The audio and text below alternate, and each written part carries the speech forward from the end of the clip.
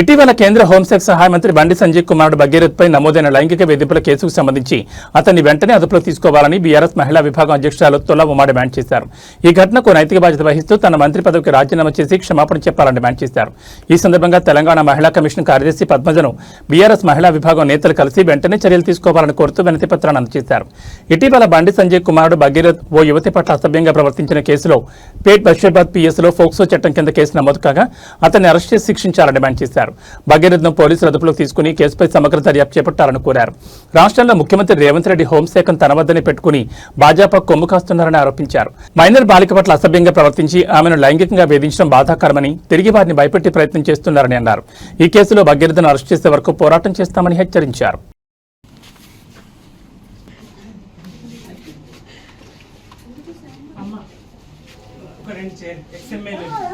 Okay madam, నాకు ఇక్కడ అడ్డం ఉన్నారు కదా సార్, పదండి sir.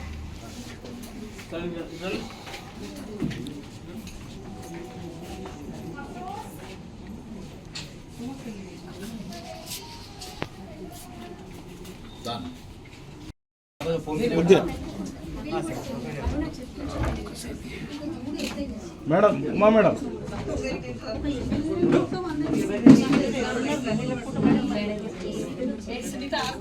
Madam madam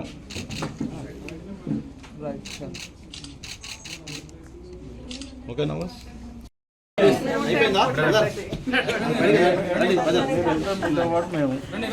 okay right please రండి రండి రండి.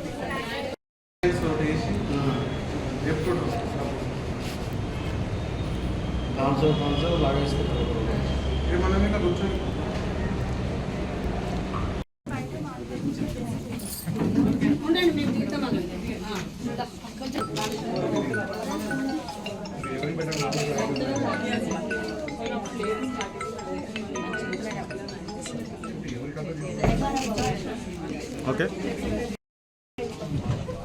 అందరూ వస్తారు, మీరు కూడా కొంచెం వెనక్కి జరగండి మేడం. మేడం మేడం నిల్చోండి, అక్కడనే నిల్చోండి. ఇంకా